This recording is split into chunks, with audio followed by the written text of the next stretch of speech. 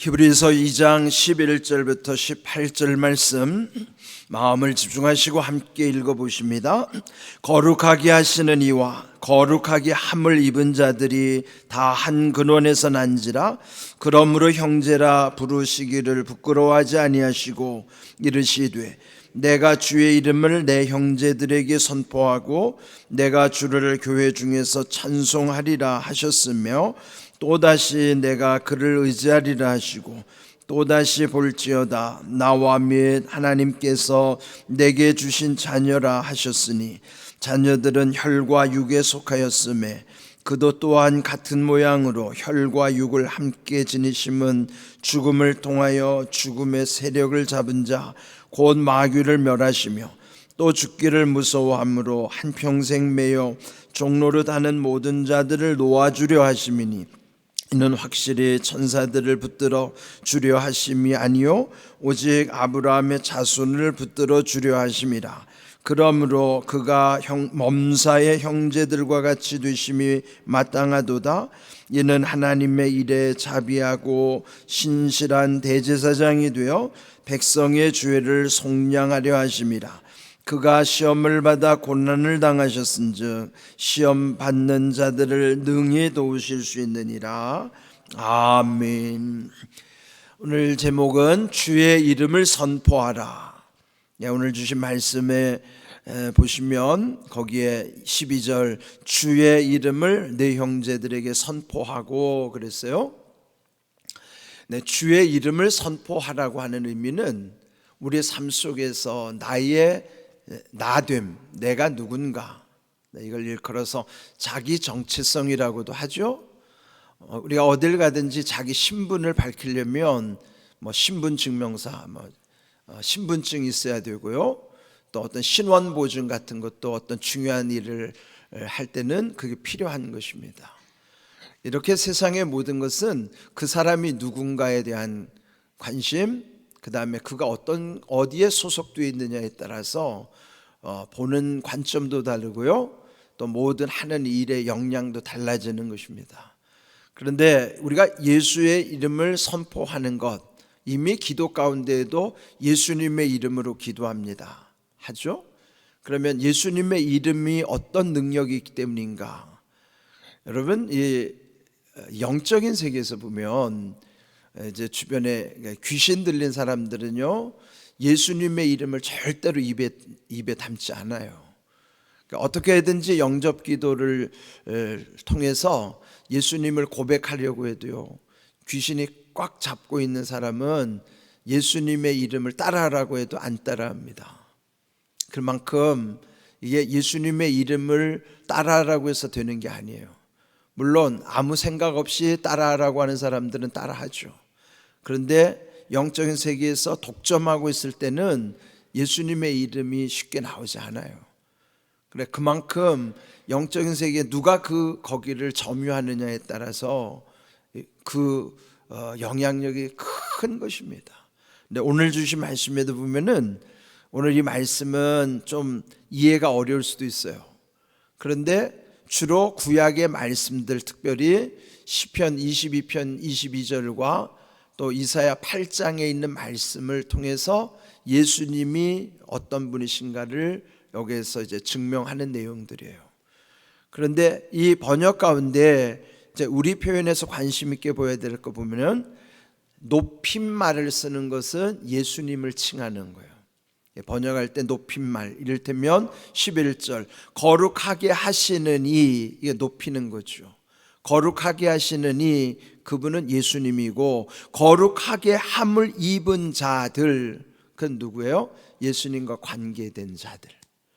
거룩하게 하시는 예수님과 또 그 예수님으로 인하여 거룩하게 함을 입은 자들은 다 한 근원이라, 한 뿌리라는 거예요. 예수님과 합하면 다 하나님과 연결이 되기 때문에 근원이 동일하다는 것이죠. 한 근원에 속했다는 것, 굉장히 중요한 거예요. 되게 명문가에서는 일가라는 거, 한 집안이라는 걸 일가라고 그러잖아요. 그러면 그게 한 조상의 뿌리를 둔 자기들끼리의 어떤 명예가 있는 거예요. 그런데 그보다 더 중요한 거는, 그 육신보다 더 중요한 건 우리의 영적 계보예요. 그는 거룩하게 하시는 예수님과 거룩하게 함을 입은 우리들이 접속되어서 하나의 근원을 이루고 있다 하는 것입니다. 그런데 중요한 것은 그 예수님이 우리를 형제라 부르시기를, 높임말이죠. 그래서 그 예수님이 그 근원, 한 근원에 있는 우리 모두를 형제라고 불러주심에도 그분은 부끄러워하지 아니하시고, 다 높임말이죠. 그러면 예수님이 그러하시다는 거예요. 그러니까 우리의 입장에서 보면 얼마나 황송한 일이에요. 감히 우리가 어찌 예수님과 그렇게 상대할 수 있는 아무런 우리는 자격도 없어요. 그런데 어찌 감히 우리가 예수님께서 그 모든 담을 허시고 한 근원으로 우리를 연결시켜 주셨다는 것이죠. 또 그래서 주의 이름을 선포하면서 찬송하기를, 13절 또 다시 말씀하기를, 이제 여기는 이사야 8장에 있는 내용이에요. 내가 그를 의지하리라 하시고 또 다시 볼지어다 나와 및 하나님께서 내게 주신 자녀라 하셨으니, 이게 무슨 말이에요? 주님이 그리하셨다는 거죠. 이 말씀이 다 근원이 하나인 것처럼 예수님이 다 우리에게 하신 말씀들이라는 거예요. 그러니까 우리가 예수님의 이름을 선포한다고 할 때 우리의 모든 것이 다 어디에 접속되어 있는가? 뭐든지 여러분 코드에다가 꽂아야 되는데 그 잘못 코드에다 요즘 꽂으면 불도 나고 그러잖아요. 그런데 우리의 근원이 예수님과 접속되어 있기 때문에 이런 모든 여기에 주신 말씀, 내가 그를 의지하리라, 또 내게 주신 자녀라, 이렇게 예수님 말씀하신 것이 다 우리에게 해당되는 말씀이에요.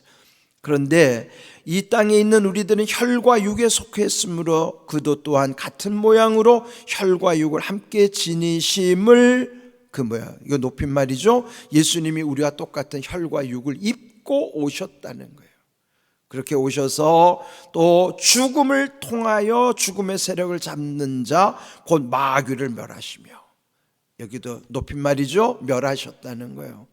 죽음을 통해서, 예수님의 십자가를 통해서 결국 그 모든 마귀를 다 멸망시키고, 또 죽기를 무서워함으로 한평생 매어 종노릇 하는 모든 자들을 놓아주려 하심이니, 놓아주려고 하시는 예수님의 뜻.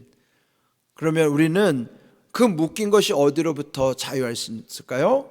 예수님의 십자가를 통해서만이 이렇게 마귀의 권세 속에 묶여있던 것으로부터 풀어 놓아주시는 거예요. 그래서 이제는 더 이상 마귀에게 종노릇하지 않도록 풀어서 놓아주시는 거예요. 뿐만 아니라 확실히 천사들을 붙들어 주려 하심이 아니라 아브라함 자손, 즉 우리가 아브라함 자손이에요. 갈라디아서 3장 29절에 보면 그리스도 안에 있는 자는 아브라함의 자손이라고 말씀해 주신 것처럼 우리들을 붙들어 주려 하심이라. 놓아주신 것뿐만 아니라 또한 붙잡아 주시는 거예요. 그냥 놓아주시기만 한다고 해서 그 온전해지지 않잖아요. 풀어서 놓아주신 다음에는 또 다른 데 휘둘리지 않도록 꼭 붙잡고 계시는 거예요. 이게 다 지금 높임말로 그분이, 즉 예수님이 놓아주시는 은혜, 붙잡아 주시는 은혜로 우리를 인도해 주신다 하시는 것이죠. 뿐만 아니라 18절 끝에도 보면 주님이 시험을 받아서 고난 당하셨은즉 시험 받는 자들을 능히 도우실 수 있느니라. 이미 예수님의 십자가 속에 우리가 당할 모든 고난의 총합이 그 속에 들어있는 거예요. 우리가 생각하는 염려, 걱정, 근심, 또 고난당하고 고통 겪는 거, 상상할 수 없는 걸 예수님의 십자가 속에서 다 해결하셨어요. 만일 그분이 그를 겪지 않고 그냥 말로만 우리에게 했다면 신뢰할 수 없죠. 그런데 그분이 다 겪어내셨고 직접 경험하셨고, 그래서 우리가 당할 수 있는 시험뿐만 아니라 고난, 여기 시험이란 유혹의 시험이에요. 유혹으로서 또 고난으로서 이런 시험들을 이미 주님이 다 이기셨기 때문에 능히 우리를 또한 도와주실 수 있는 거예요.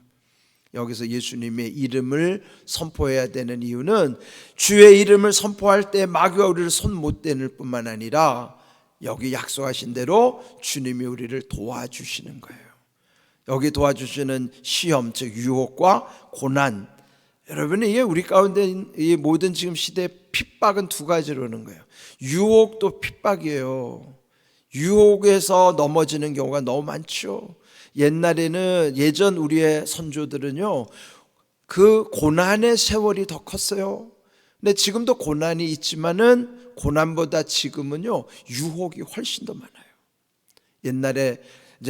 옛날에는 고난이 더 많았고 유혹이 적었던 시대였다면 지금은 상대적으로 고난은 적어진 것 같은데 유혹은 엄청 많아요. 특별히 젊은 사람일수록 유혹을 견디기가 어렵습니다. 그래서 이렇게 유혹도 고난도 이길 수 있는 것은 주님이 능히 도와주실 때만 이길 수 있는 것입니다. 우리 힘으로는 감당할 수 없어요. 그래서 왜 우리가 주의 이름을 선포해야 되는가? 먼저 주의 이름을 선포해야 마귀가 우리를 손 못 대는 겁니다. 여러분 예수님 이름의 권세를 믿으시기 바랍니다. 이제 우리가 이렇게 놀라운 하나님의 약속 가운데 사는데도요 우리가 이런 걸 누리지를 못하는 거예요. 오늘 주신 말씀 주의 이름을 선포하라, 그 말씀 속에 얼마나 강력한 은혜가 우리 가운데 임하는가를 믿고 의지하시면서 그를 인정하고 받아들이고 내가 그를 적용해야 돼요. 이런 귀한 은혜 가운데 여러분의 삶 속에 날마다, 그래서 우리는 날마다 눈을 뜨면은 주의 이름을 선포하고 하루를 시작하는 거예요. 주의 이름을 선포하는 능력이 또 여러분 가운데 나타나기를 주의 이름으로 축복합니다. 아멘.